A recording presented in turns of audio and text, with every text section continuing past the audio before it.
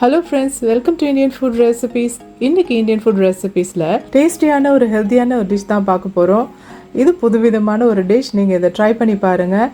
ரொம்ப டேஸ்டியாக இருக்கும் இதை நீங்கள் ஸ்கூல் சில்ட்ரன்ஸ்க்கு லஞ்ச் பாக்ஸில் செஞ்சு கொடுக்கலாம். அவங்க ரொம்ப விரும்பி சாப்பிடுவாங்க. இதில் பச்சை பட்டாணி, பன்னீர், கேப்சிகம் இதெல்லாம் நம்ம சேர்க்குறதுனால அதோட டேஸ்ட்டே நல்லாயிருக்கும்.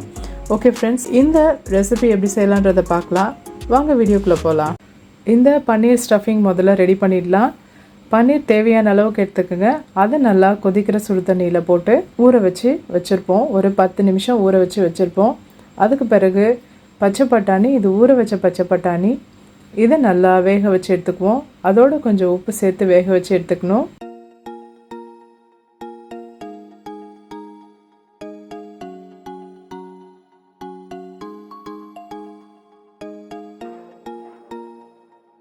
வேக வச்ச இந்த பச்சை பட்டாணியை மிக்சியில் 1-2 பொடிச்சு எடுத்துக்கலாம்.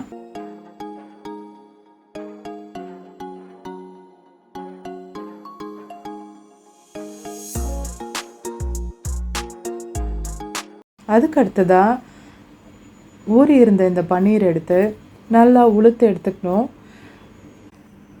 பன்னீர் நல்லா உதிரியாக இருக்கிற அளவுக்கு இதை உளுத்து எடுத்துக்கணும்.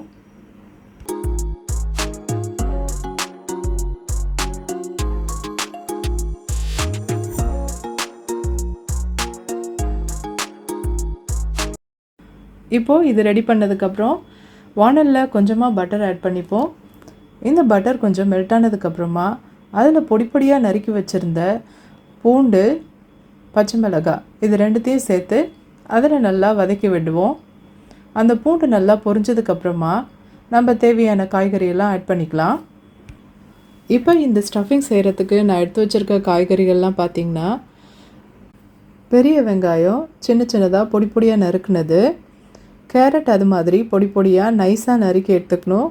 மெலிசாக இருக்கணும், ரொம்ப திக்காக இருக்கக்கூடாது, தின்னாக இருக்கணும். அடுத்தது உருளைக்கிழங்கு, அதுவும் நல்லா மெலிசாக பொடியாக நறுக்கி இருக்கணும்.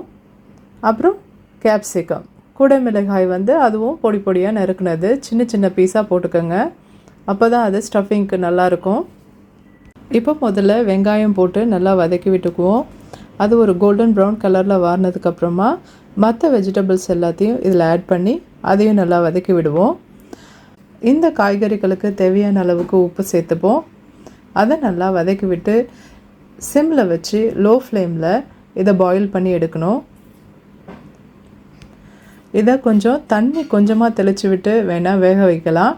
தண்ணி இதுக்கு அவசியம் இருக்காது, ஏன்னா மெலிசாக நம்ம பீஸ் போட்டிருக்கிறதுனால சீக்கிரமாகவே பாயில் ஆகிடும். அந்த வெஜிடபிளில் இருக்க தண்ணியே போதும். இப்போது வெஜிடபிள் எல்லாம் நல்லா வெந்ததுக்கப்புறம்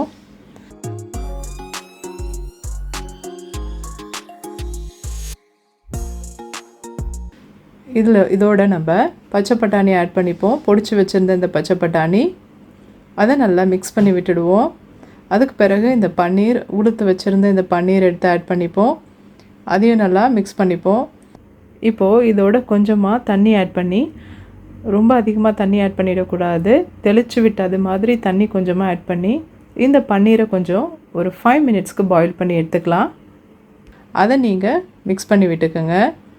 இதெல்லாம் மிக்ஸ் ஆனதுக்கப்புறமா ஸ்டவ் ஆஃப் பண்ணிடலாம்.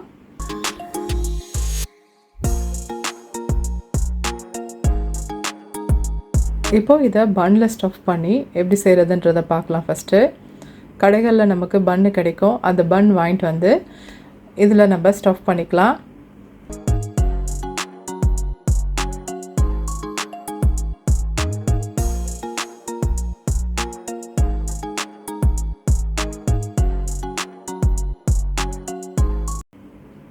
இது மேலே நம்ம சீஸ் வேணும்னா தூவி விட்டுக்கலாம். சீஸ் இதில் தூவி விட்டால் ரொம்ப நல்லாயிருக்கும். அந்த பன்னோடு சேர்த்து இந்த சீஸை சாப்பிடும்போது ரொம்ப டேஸ்டியாக இருக்கும். இந்த சீஸை நம்ம தூவி விட்டதுக்கப்புறம் நம்ம இதை அவனில் வச்சு மெல்ட் பண்ணி எடுக்க போகிறோம். இது சீஸ் மெல்ட் ஆகிறதுக்காக தான் இதை அவனில் வைக்க போகிறோம். இது மெல்ட் ஆனதுக்கப்புறமா நம்ம இதை வெளில எடுத்துடலாம். இப்போது சீஸ் மெல்ட் ஆகிற வரைக்கும் வெயிட் பண்ணுவோம். சீஸ் மெல்ட் ஆனதுக்கப்புறம் இதை வெளியில் எடுத்துடலாம். அவ்வளோதான். இப்போ நீங்கள் இதை சாப்பிட்லாம். இதோடு நீங்கள் பெபிக்யூ சாஸ், இல்லை சில்லி சாஸ் எது வேணாலும் ஆட் பண்ணி நீங்கள் சாப்பிட்லாம். அது ஆப்ஷனல் தான்.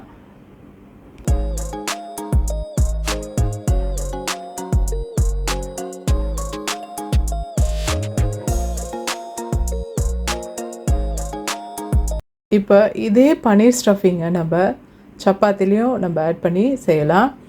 இது மாதிரி ஒரு சப்பாத்தி அடியில் வச்சு அது மேலே இந்த ஸ்டஃபிங்கை வச்சுட்டு அதுக்கப்புறம் சீஸ் தூவிக்கிறது உங்கள் ஆப்ஷனல். நீங்கள் விருப்பப்பட்டால் தூவிக்கலாம், இல்லைன்னா தேவையில்லை.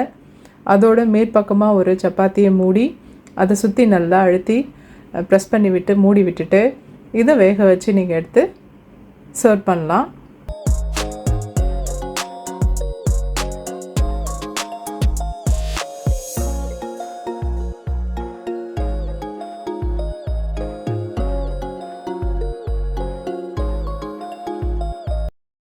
அதுக்கு அடுத்ததாக ப்ரோட்டா. இந்த ப்ரோட்டா ரெடிமேட் ப்ரோட்டா கடையில் கிடைக்குது எங்களுக்கு இங்கே. அதை நான் யூஸ் பண்ணி அதுலேயும் நான் செஞ்சு பார்த்தேன். ரொம்பவே டேஸ்ட்டாக இருந்தது. அதுலேயும் நீங்கள் ஸ்டஃப் பண்ணி நீங்கள் இந்த ரெசிபியை ட்ரை பண்ணலாம்.